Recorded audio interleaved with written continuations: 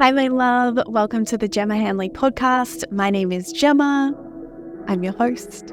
This is the space where I have honest conversations about overcoming anxiety and overwhelm so that you can calm your nervous system and feel really confident and happy and calm from within yourself. Along the way, I share my own stories of holistically healing 23 years of anxiety and depression myself. And so, if you're a woman seeking answers to perfectionism, people pleasing, burnout, resistance, you may love, you're in the right place. Let's do it. Let's begin. And before we begin, I want to pay my respects and acknowledge the traditional custodians of the land upon which I am recording from, which is the Gubbi Gubbi tribe. And I want to extend that acknowledgement to their elders, past, present, and emerging, as well as anybody of Indigenous or Torres Strait Islander heritage watching this replay. Hi, love. Welcome back to the Gemma Hanley podcast. Just checking the mic is on. Always a good start. I'm in a chatty mood, so I haven't got a super solid plan for this episode. There's a bit of one, but sometimes when I'm planning an episode, I'm just like, just let me get into it. Just let me speak. So this will be interesting. I've got a little story I want to share with you to open up about what was happening for me 10 minutes ago. I came and I sat down to hit record on this episode, and I was already aware, but because I was in a space where I was asking more from myself in terms of creatively, intellectually, energetically, it's so surprising how much projecting your voice and presenting asks of me. But when I sat down, and whenever I sit down to do that, it's inevitable that anything that is any feelings of like discomfort or misalignment or any emotional energy that is there to be shifted becomes really obvious to me. And it's a cool part of being a coach in the way that I'm a coach, because my clients and the standard to which I show up to them really like creates this accountability and this boundary that I'm just not fucking willing to cross. So an example of what just played out is I had so much anger and frustration in my body. And this work means so much to me that I'm not going to sit here and hit record and produce a piece of content that is designed to contribute to the collective and help you listening from a place where I know I'm not at my best, the best that's available today. And so, it was that type of anger and frustration that wasn't necessarily linked to anything, although all I'll say is I'm so fucking excited for autumn to arrive, if anyone can tell me when that's coming. So definitely, just the humidity and the heat is relentless. So that's contributing, but just also probably one of those days where the flow of my day hasn't gone how I wanted it to necessarily. And it was never going to, because it was how it was structured. But I really like to have my mornings free to do whatever is coming through me as like what feels like the most engaging task that needs to be completed today, because that's how I lead my day and move through my to-do list, is like, what feels good next? What am I feeling engaged with? And so I was at yoga at 7:30, and then I came straight home and was into a meeting at 9. And so I don't love using like that sharp energy of the morning to sit in a meeting, but it's, one of the commitments I've made. So it's very rare that that happens. But yeah, just a flow-on effect of a few things, I think. And it was that anger showing up of where, your skirt or your shorts get caught on a doorknob, or you accidentally spill a drink, or you realize, that a piece of tech, like my computer mouse, was downstairs and I was upstairs, and I was like, oh, for fuck's sake. Yeah, like totally disproportionate, irrational response. that is such a helpful, like undeniable sign that there's emotional energy there in the body to be felt. So yeah, by the way, if any of those sorts of things, like unpacking the dishwasher and, the water falling off the top of those cups or things that haven't been placed well going onto the ground, if that's something that triggers like an angry response from you, there's probably some anger there to be felt in the body. And so 7 minutes was all it took.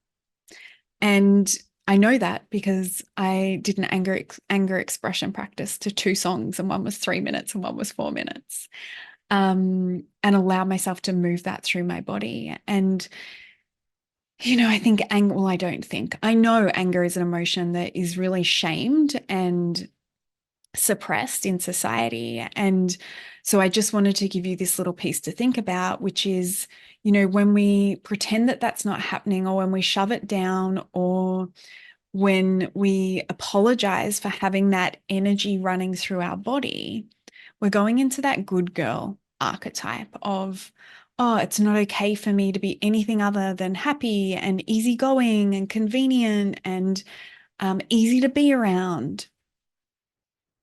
It's fucking fine for you to be the opposite of all of those things. Especially when you're taking responsibility to respond to that rather than react explosively out of it.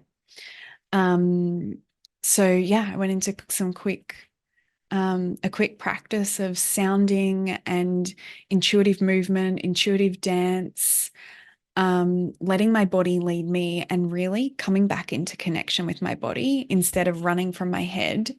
And when I say running from my head, I mean letting my head lead me as to like, this is the next thing that needs to be done. This is the next thing that needs to be done. This is the next thing that needs to be done. And instead, it's like, actually, there's anger and frustration here to be felt. And the quickest way to get things done in an enjoyable way is to actually fucking feel that and move that so that it's no longer there. It's no longer present, being carried around. You may have heard me use the analogy before. It's like, otherwise it would have been like me turning up to this call wearing this backpack full of like bricks and rocks that were really heavy and really uncomfortable and drained my energy and were distracting me and pulling, my attention in different directions that represent the anger and frustration that I was feeling. So good. I feel so good now. Still blows my mind how quickly we can shift and move it. So yeah, just wanted to bring that little bit of raw realness to your world. This podcast episode, the intention of it is to give you a little bit of behind the scenes of my life in the current day. Yeah. So I want to talk to you about 2 of the biggest distractions, but also probably close to the only distractions I have pop up in my world in this current season and stage of life. And how I go about responding to those, shifting those, changing those, so that I can come back to feeling more productive and feeling more in alignment with moving the needle forward on things that are important to me in my life.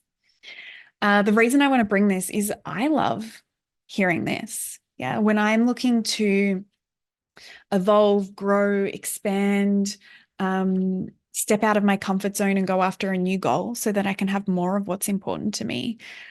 Often I'll be looking, almost always actually, and this is why I still engage coaches too, is I'll be looking ahead to somebody who has already actualized and created what it is that I want to experience more of in my life. And so, yeah, my coaches are always a model of that for me. And yeah, I think it's something that if growth is healing and growth are some of your values, it's easily an interesting topic. So wanted to bring you behind the scenes a little bit. And before I do that, I also want to speak about what distractions looked like in the past for me and the function that they played before I healed my nervous system and discovered the subconscious patterns that were playing out in, a self-sabotage way, because my nervous system was at its capacity for tolerating discomfort, for tolerating uncertainty, and for ruffling feathers, right? And so when we're at our capacity for ruffling feathers, meaning if we were to ruffle any more feathers or do anything new and different in our life, it would just feel so uncertain that our nervous system would be spinning out of control, and we're clicking into that fight, flight, flee, fawn pattern. And so it's like we need to go like abort mission, abandon, like take those steps back. And the way that we abort often and take those steps back is through behaviors that we call self-sabotage that enable us to, in a roundabout way, regulate our nervous system. So yeah, I wanted to start there. And I think a great way to explain it is one of the most powerful and important things I learned and realized was that wherever there was a distraction, wherever I was distracting myself away from a goal that it was important to me or a vision I had for my life. If I give you some examples and think of some current clients at the moment, it might be, starting a business. It might be healing from a breakup without, engaging and re-entering in a new relationship to fill a space that is painful. It could be traveling. Yeah. So fear of flying, phobia of small spaces. It could be taking on a new role at work. Yeah. That is something that you haven't done before. Yeah. And asks a lot more of you. Maybe it's changing your career direction entirely. Maybe it's, one of the women inside Reveal and Rise at the moment is working on stepping out of and reducing her responsibility in work and moving towards retirement. Yeah. And realizing a lot of her identity and her significance is tied up in that label of her profession. So these are some of the examples, right, of stepping out the comfort zone. It could be, dating in a new way, wanting to call in a different quality of partner. It could be wanting to call in new friendships, sisterhood, new women into your life. It could be in parenting. There's so many different areas where we're stepping or have the opportunity to step out of our comfort zone. And so the most powerful realization I had is that when distractions are showing up, where it feels like far out, like I decided I was going in this direction, but I just can't seem to get the momentum. Yeah. Either all these other spot fires randomly start popping up, or I'm like doing my best to move forwards in that direction, but it feels like there's a magnet like trying to draw me back, or that like I'm needing to like drag myself in that new direction. It's not feeling easy. It's not feeling like flow. It's feeling like it's taking 5 times the amount of energy that it actually should. Yeah. Here's the most important thing I learned about that. When this level of distraction is showing up, it's because there's an unmet need that is crying out for your attention. Yeah.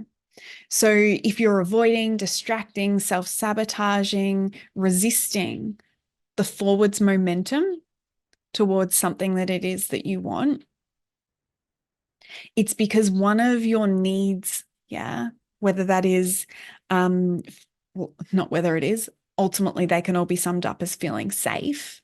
Yeah. But whether that is feeling certain, feeling significant, feeling that you are worthy of love, or that you have or will maintain relationships and connection. Any resistance, distraction away from what it is that you want, underneath it is going to be one of those core needs that is feeling threatened. Yeah.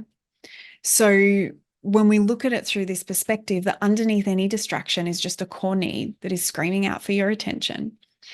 What we get to realize, and this was 100% true for me in the past, right? When distractions would show up in the past and they looked a lot different then, it looked like drinking or partying or over socializing. Yeah. Meaning I was like tired and I would still go and spend time connecting with other people, taking myself out of the house. Yeah, stretching myself thin, not respecting what my physical body was asking for.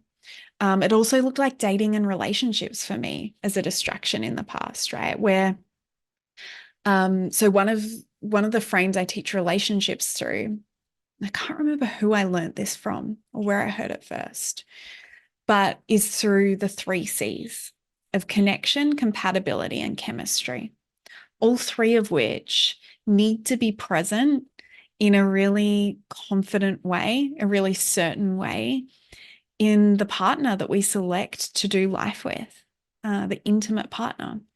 And so one of my distracting patterns in the past was that I would spend time dating or in relationships where if I was really honest with myself deep down, I didn't have confidence that there was chemistry, connection, and compatibility present with that person, right? And I was more so wishing it was there or trying to convince myself it was there, because if I could date this person, then maybe I could be rescued from the problems or the pain in my life that I was having to figure out. Yeah. Or I had somebody to help me with that. I had somebody to depend on and bounce off all my ideas or ask their thoughts on in all of that, right? Or maybe even I had somebody who was also in the same space of feeling like they were really struggling. And so it helped to normalize where I was at, right? But essentially it was, oh, there's this relationship taking up my time and energy and focus. Now I can't give my time and energy and focus to starting a business, focusing on my health, looking at my finances. Yeah. So that was definitely a key way that I would find myself in distraction mode in the past. Overworking was a huge one, like 50 to 60-hour work weeks. And I know there's plenty of people that work even more than that, but just, absolutely using my work to regulate my nervous system, to know that I was worthy, to know that I was useful, but also to know that not only that I was worthy and useful in my output, but also that there could be no question mark against my ability to perform the task I was being paid for as well. Chores, even life admin can sometimes, or would sometimes in the past come up as a distraction, right? Where I'd sit, especially when I was first starting my business, I'd sit down at my desk to do some work. I might not have even gotten to the point where I sat down. Same desk. Same desk I'm sitting at now. And it would be like, oh, I might just put that load of washing on first. Oh, I should probably go and grab those ingredients from the shops. Yeah. So this kind of thing, like valid tasks that needed to be completed, but definitely did not need to be completed then and there, and would just always take the priority. And then it would have been like, oh, like I'm probably ready for a break now. And lots of like whenning and thenning attitude, like mindset, like when this happens, then I'll be able to do this. Yeah. Or when this is sorted, then I'll do that. Yeah. And that's a game that we can play forever, because there's always something that we haven't obtained yet, or that isn't possible for us or is out of our reach. And we're believing, oh, this needs to happen first and then I can have what I want. Or probably should go over here and figure this thing out first and then I can have what I want. And like I said before, with the cleaning and the cooking and the chores, it's not necessarily that the method that you're using is invalid, but is it actually, like, does that actually need to be happening right now? And for me, the answer was no. There were so many things I was putting ahead. The easier parts of my life were being put ahead of the more challenging parts of my life, because it would stimulate my nervous system and it would bring up limiting beliefs, right? And so when, I was like 10 years ago, when it was so obvious that my physical health and emotional health for sure. But my body was speaking to me very loudly through my physical body with anxiety, fatigue, gut and hormone issues, heart issues, so many different things. It was, the last thing I wanted to spend time being present with was figuring out what felt like the biggest mess, the deepest hole, and something I didn't know how to get out of. When I first started my business, I've told this story. I don't know if I've told this story on the podcast before, but definitely in client sessions where, there were times where I was literally just felt paralyzed or literally was, sweating through my clothes or sitting, at this desk or on the floor in my office, just like feeling so blank-minded because I didn't know the next step forward. And what was actually happening underneath all of that were limiting beliefs, subconscious patterns, trauma imprints, significant emotional events from the past being reactivated at a subconscious level. So not intellectually or consciously aware of it, that I was then distracting myself from, right? So, when I had the beliefs of like, I can't be trusted to make good choices. I can't trust myself to make good choices. I'm not intelligent enough to generate, save, invest, and grow money. Yeah, like I'll make a mistake. I'll end up losing money. I'll end up bankrupt. When I was entering relationships or I was in relationships feeling like I had to hide parts of myself, or there were parts of myself that might be rejected or that weren't lovable or were shameful to show. And I had that belief of, I'm not lovable and I have to hide parts of myself because they won't be accepted. When I had people in my life that I was in codependent relationships with, where I was basically living by the rules of like, I can't say or do anything that would upset this person. And I can't live my life in a way that they would disagree with, because then I might be disowned, or that's going to cause a lot of problems for me. And I need that person to be happy. Yeah. When I was afraid of trying something new, stepping out of my comfort zone and failing, and then being embarrassed or being disappointed or being laughed at or being rejected because I look stupid or it was really uncool what I had tried to do, or the fact that, I fell flat on my face was uncool. When all of that is playing out in the nervous system, you better believe that picking the distractions in the day to day of doing something other than what it is you say that you want, like going after your goals, you better believe those distractions are keeping you safe. They're keeping you regulated, right? Because when you even think about taking a significant step forward towards achieving that goal, and this is what was happening for me, so much angst and fear and anxiety and self-doubt and indecision and confusion and resistance would surface in my body. And one of the ways that I got some relief from that was by distracting myself, by going and doing something else, like drinking or over socializing or overworking. Yeah.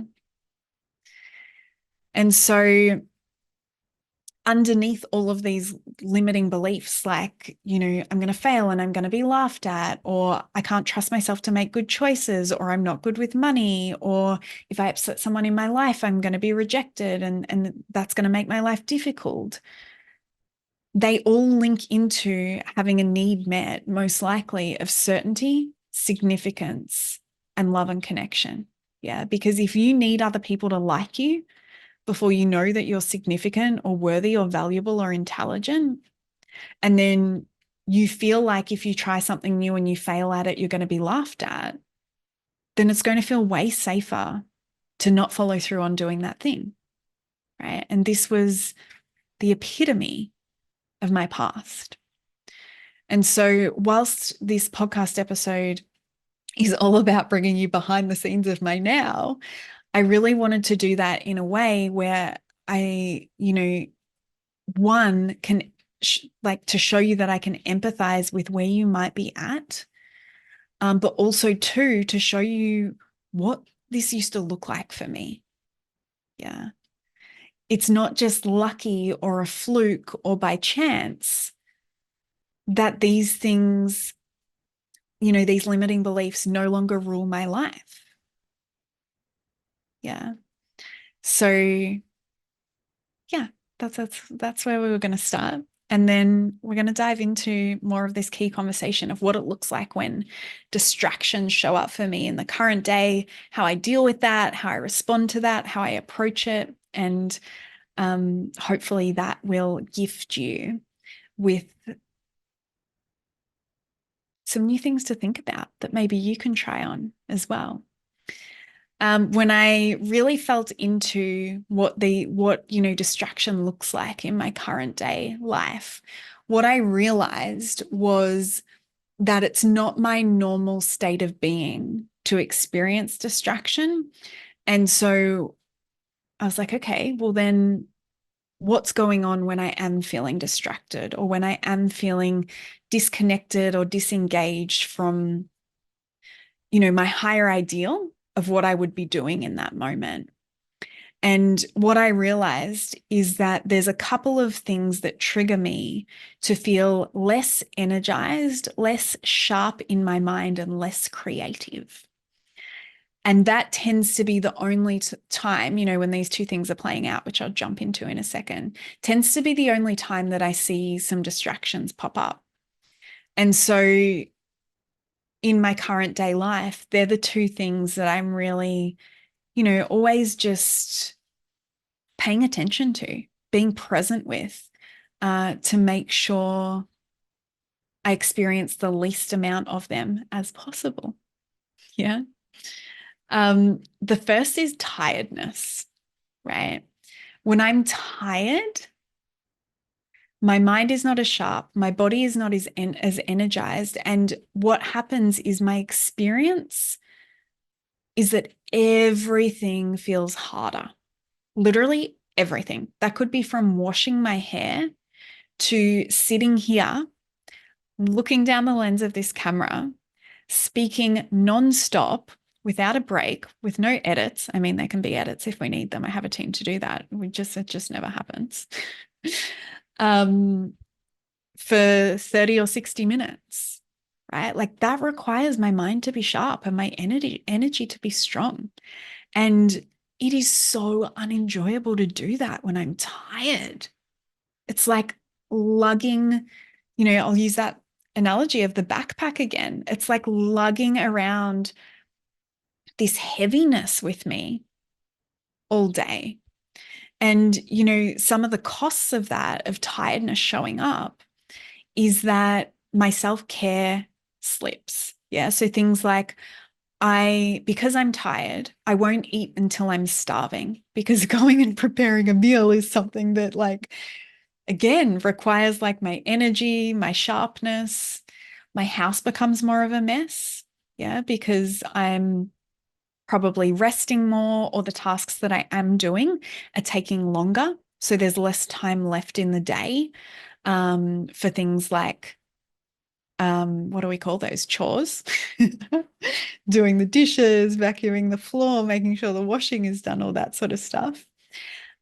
Which then also infects, also a relevant word, but the one I was looking for was affects how I'm feeling in my environment. Like it compounds. Yeah.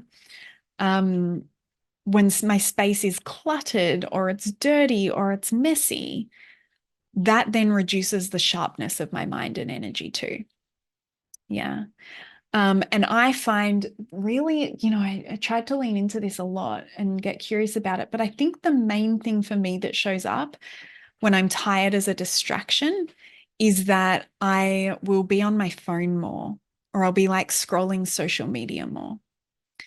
And so again, that then creates a disassociation. It drains my energy. It's it's an activity that doesn't really bring me like high quality joy or fulfillment. And so, yeah, that's another cost and another way tiredness shows up and creates a distraction. But everything just slows down for me. And that will generally then produce emotions of anger, frustration, annoyance, because I have such a solid reference point for how good life can feel and how much I can actually move through in a day and accomplish when I'm not tired. Yeah. And so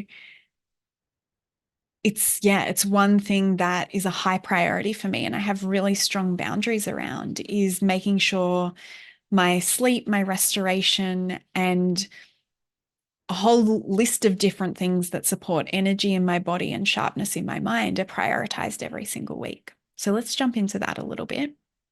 And I've got a list here. I reckon there could be like 10 or more things on the list. I've put them in order of priority in terms of what for me personally seems to have the greatest impact in producing more energy and more sharpness and clarity in my mind. The first for me is it is unquestionable. I don't know why. But from the the data I've collected, I know it's factual that when I am in bed and when I'm switching off my sun lamp and going to sleep at 9:30 p.m. or earlier, that is like my fucking superpower. Like I said, I don't understand it. I know it works, so I do my best to prioritize it. It could literally be 9:45 and I will feel different when I wake up in the morning. So that is a huge one for me, is knowing my sweet spot for my bedtime. Couple of my best friends, they're actually just moving up here this weekend, which is so exciting. But they've been living in Byron for the last couple of years.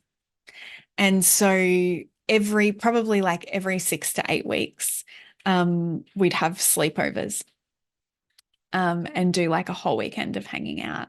And they would give me so much shit about what time I needed to go to bed. But it's so important to me, as is also getting up at like, if I get up later than 6:30 a.m., again, I don't feel great. Like I'll feel worse for getting more sleep. And so for me, it's really the consistency and the regularity of that sleep routine.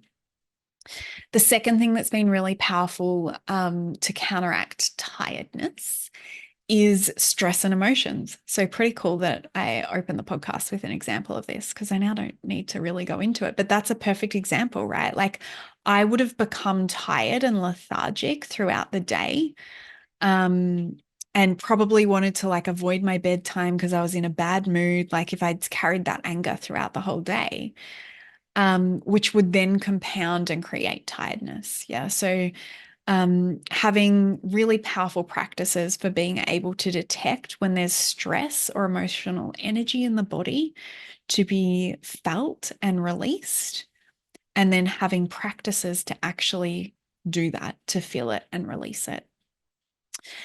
Something else that's been amazing is boundaries with myself.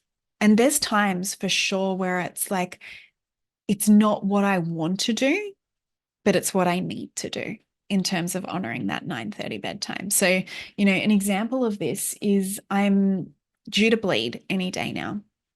And I was really tired yesterday and I went to meditation group, chanting and meditation and philosophy chats, which I do on Monday evenings, most Monday evenings.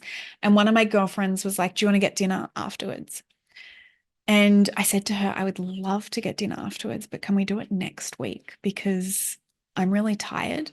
Meditation finishes at 7:30, the group.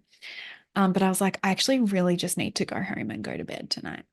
right? So it's having those boundaries around like not only knowing what your sweet spot is, but having the boundaries. The reason why my friends, when I have sleepovers with them, can make fun of me is because they know what my boundary is. um, Cycle tracking has been huge. This has been like so huge for me.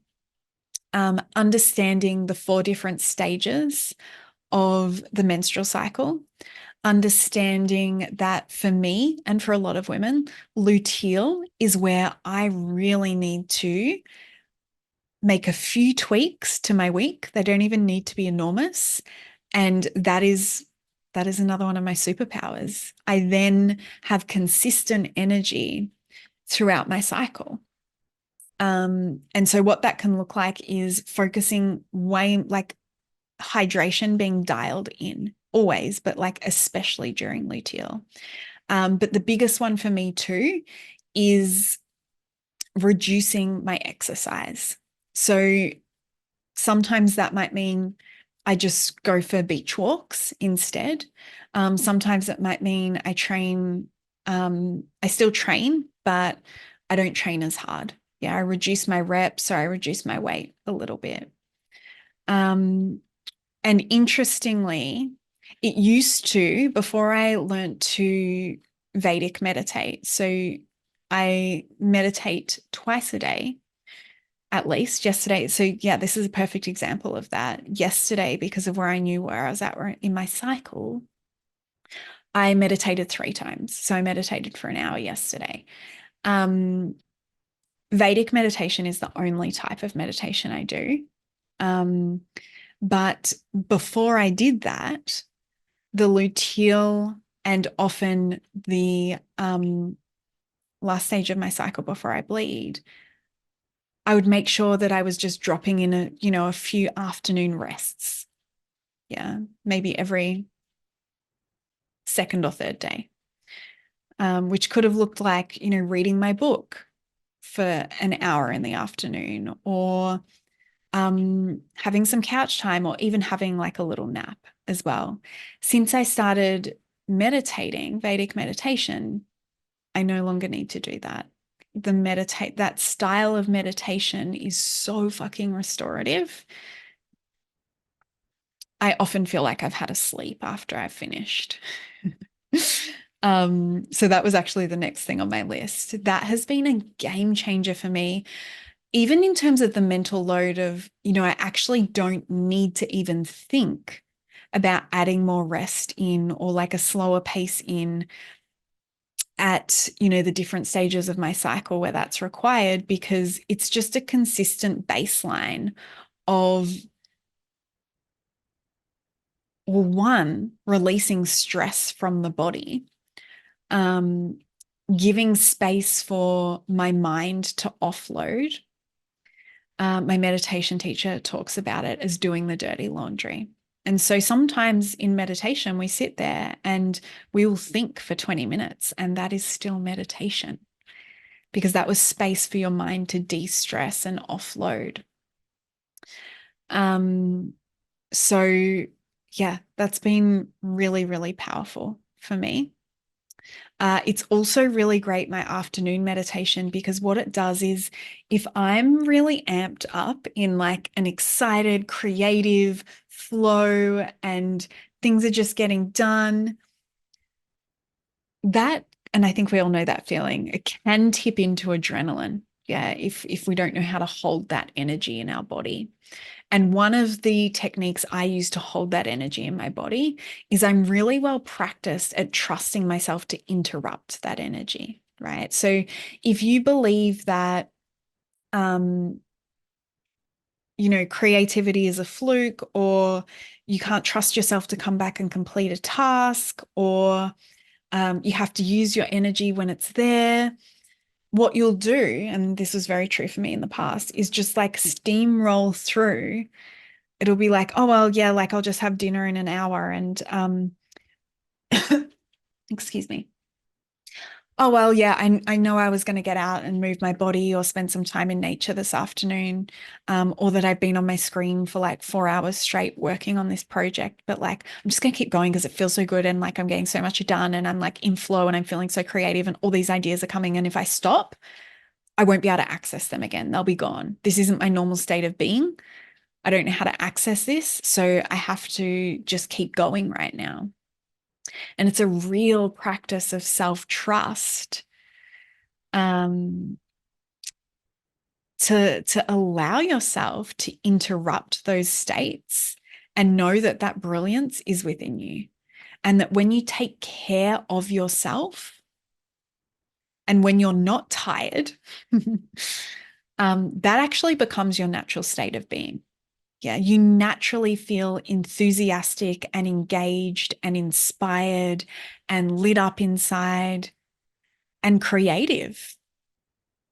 And so you can have that without the cost of running yourself into the ground and being tired. And so I really love the afternoon meditation that I do to like ground me back into my body and create a little interrupt, because I know I can come back and I'll be just as creative and even more so, actually, because that's another benefit of meditation.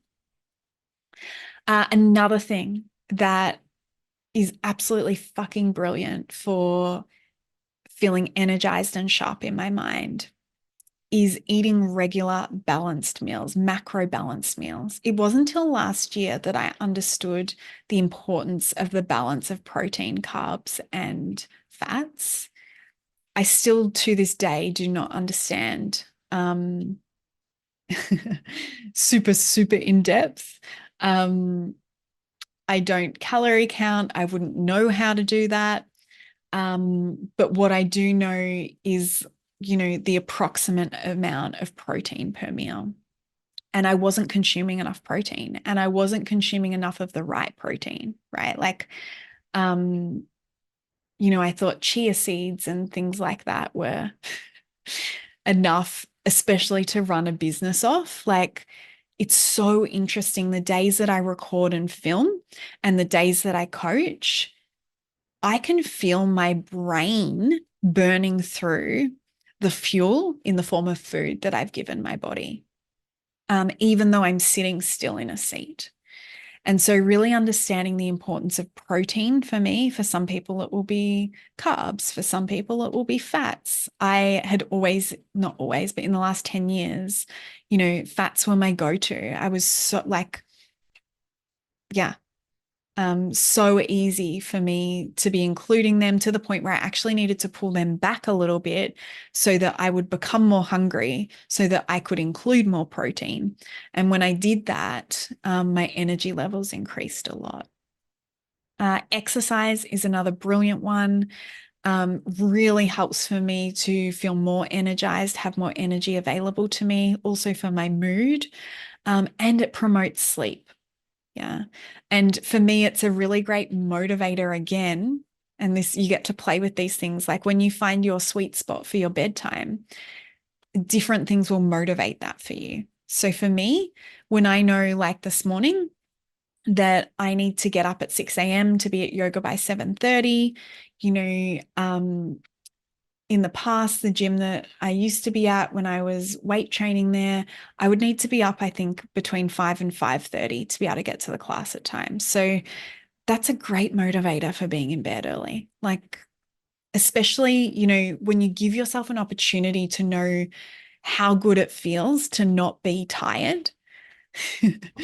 um, that's a motivator in and of itself. So, if I know if I don't go to bed, I'm going to end up tired the next day because I'm definitely getting up at a certain time, because I'm definitely moving my body at a certain time, that's a game changer. That will definitely have me in bed on time. So exercise is huge. Um, I've got a note here: on a roll with work, make sure I still take the breaks. I talked about that around the Vedic meditation and how I don't believe creativity and flow and productivity is a fluke. And in fact, it's, when we nurture ourselves and care for ourselves, we actually experience more productivity, more creativity, more flow. What else have we got here? or some rarer ones. So blue blocker glasses, especially, a couple of nights a week, I'll be on coaching calls till 8 p.m. Or if I want to watch something on my screen in the evening.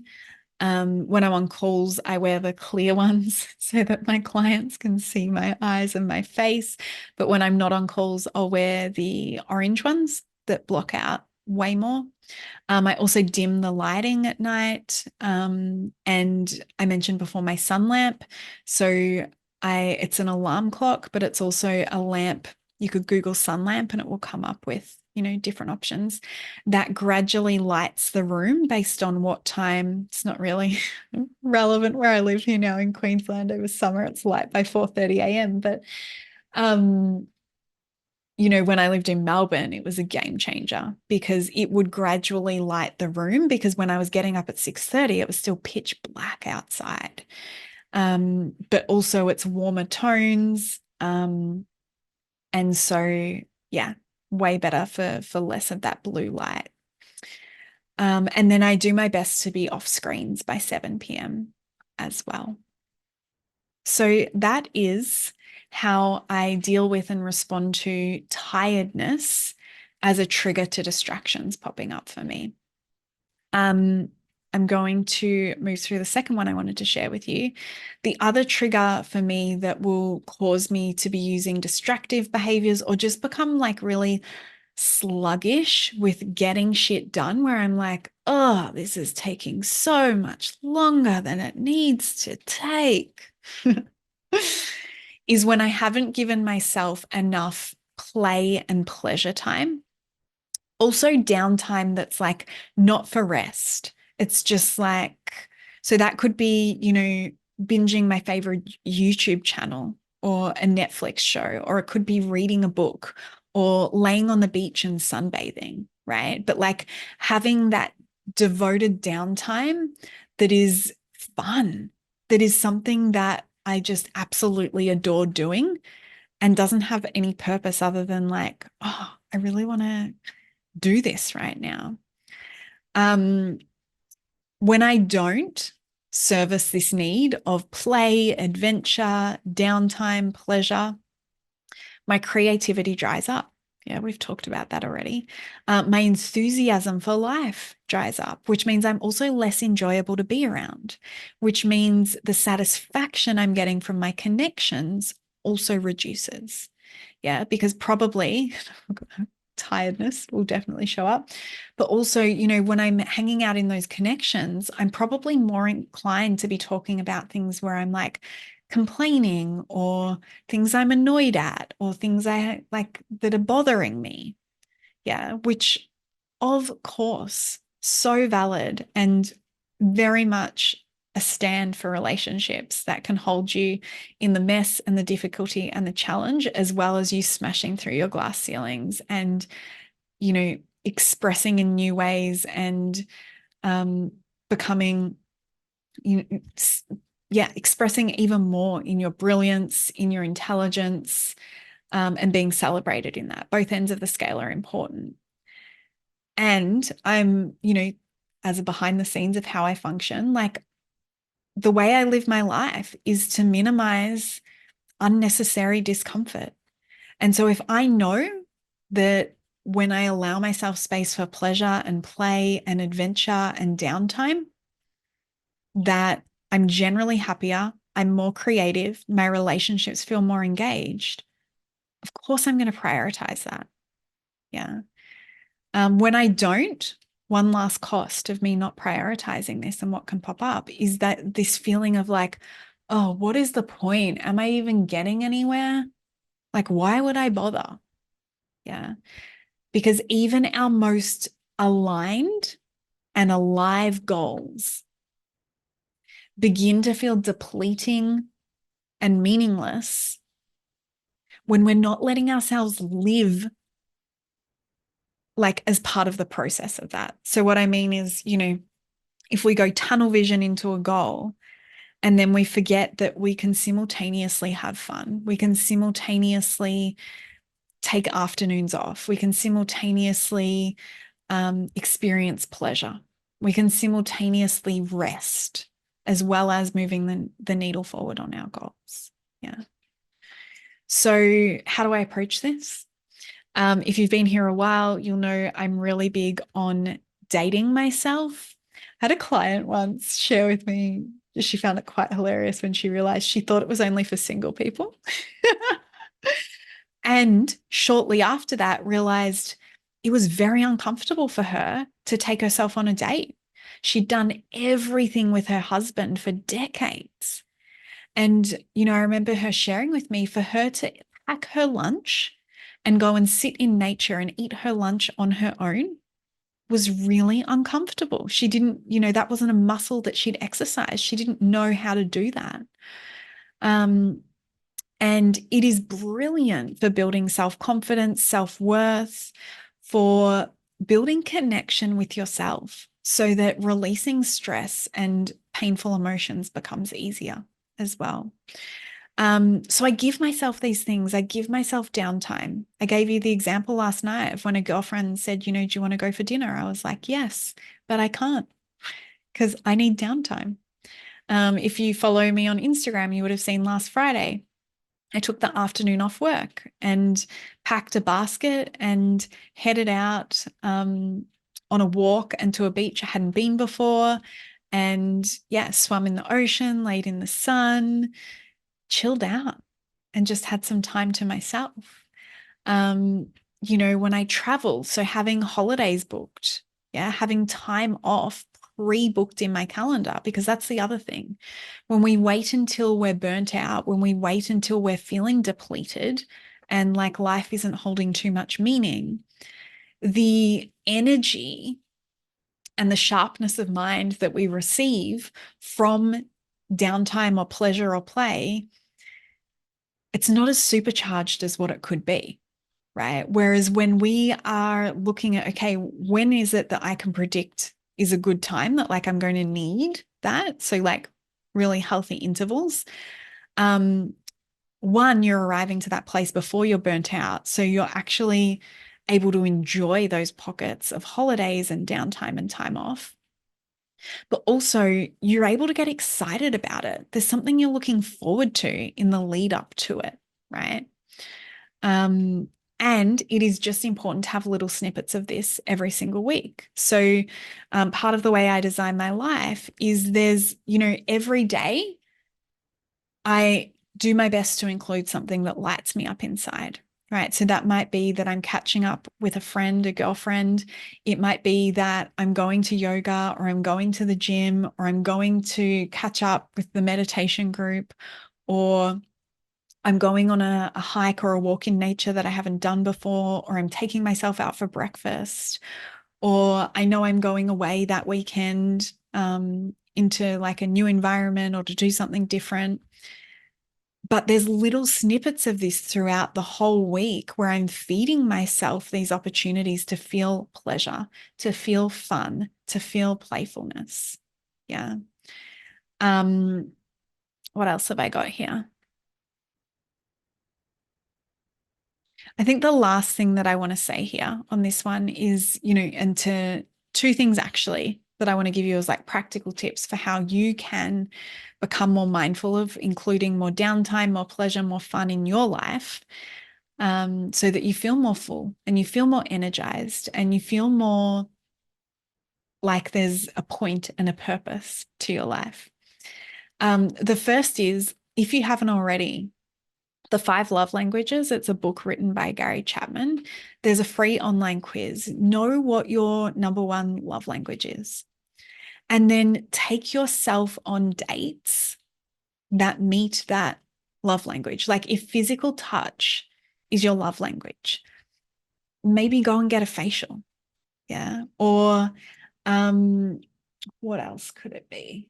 You could even go to, something else that I go and do sometimes is embodiment dance classes or a dance class, right? Where you're connecting with your body.